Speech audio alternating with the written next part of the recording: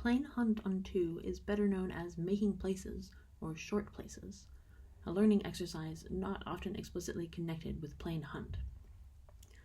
I've called this video Plain Hunt on 2 because I want to encourage thinking about making places in ways that transfer more easily to Plain Hunt on more than 2. Making places isn't just an exercise to tick off. It can be really valuable as preparation for plain hunting in general. I'm going to go through 3 ways of understanding Plain Hunt on 2 in order of increasing applicability to different situations, particularly ringing on heavier bells and ringing Plain Hunt on more than 2 bells. You may find it helpful to first watch my previous video about strategies for ringing rounds and beyond. Here I have written out some rows with bells 3 and 4 making short places. The bells swap every 2 blows, in contrast to long places where bells swap every 4 blows. H and B here refer to handstroke and backstroke. The 3 and 4 are swapping every handstroke. You could instead swap every backstroke, which is sometimes called wrong places. For this video, I'm focusing on swapping at handstroke, which will become important when I talk about handling later. A little digression before I get to my 3 ways of understanding. Though ringing short places is generally thought of as an exercise, not at all like ringing a method, there is at least one important aspect that is exactly like method ringing. The conductor says go, you repeat the thing over and over until the conductor says that's all. Getting back to rounds doesn't necessarily mean it's time to stop. Describing these places as the 3 and 4 swapping is what I think of as the bird's eye view, looking at what everyone is doing.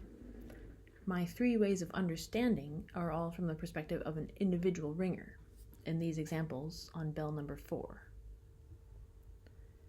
One way is to think about who to follow. In this case, you're following the 3 in rounds, then you follow the 2 for 2 blows, then back to the 3 for 2 blows, then the 2 again, etc. Ringing accurately this way depends on the bells you're following being correct. Also, the 1 and 2 could be called to do something, which would make it harder to figure out who you should be following. Another way to think about making places is by what place you're in. Ringing the 4 in rounds means you're in 4th place, which is both after 3 bells, no matter the order those bells are in, and a specific point in time based on the overall rhythm that has been established. In this example, the 4 alternates 2 blows in 3rd place and 2 blows in 4th place. Thinking about it this way can help deal with both of the challenges I mentioned in connection with just following specific bells.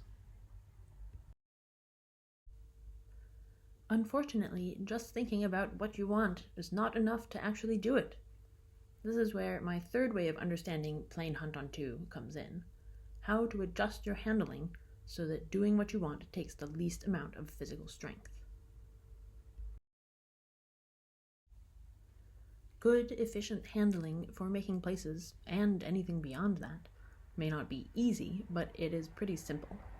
When you want to ring earlier, be gentle on the previous stroke. When you want to ring later, be a bit stronger on the previous stroke. It doesn't matter what specific places you're in or which direction you go first. In this diagram, I've also included catching the sallies slightly higher and lower.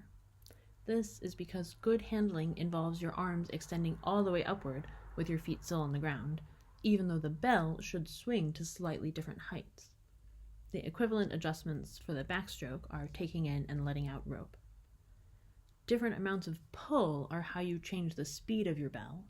Adjusting the tail and where you catch the sally are important responses to those speed changes to maintain good handling.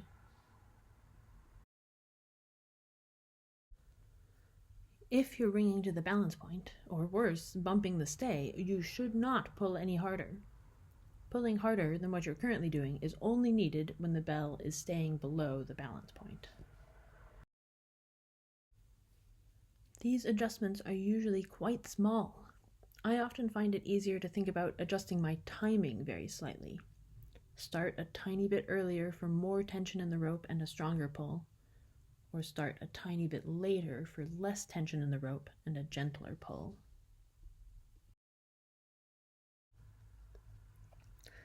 It's very common for ringers to overpull a bit most of the time. If you pull a bit too much, you can compensate for that as the rope goes up. If you don't pull enough, you can't do anything about it. But the heavier your bell, the harder it is to compensate for overpulling. Finding the least amount of effort that keeps you in rounds will make it easier to ring faster when needed, and make ringing less tiring overall. When I'm ringing Plain Hunt on 2, or really any method, I use all three of these ways of thinking about the method. Learning a method for me is mostly about knowing what places to ring in, often summarized by the shape of my path or line. To actually ring the method, I'm translating that sequence of places into the handling adjustments needed for changing the speed of my bell. Then I evaluate. Did I do the handling the way I wanted to? And if so, was it successful? Did it put my bell in the right place? Looking at the ringer I'm following is sometimes a way of checking if I'm right, rather than a way of judging when to ring in the first place. Because we call beginning ringing handling and don't often address handling skills directly in regular practice nights, learners might get the impression that good handling is something they eventually master, and then they can move on to other things. I don't think this is true. All ringing is handling. I want to ring well, and the easiest and least tiring way to do that is good handling. Anytime I don't ring something well, I ask myself if handling was the source of the problem.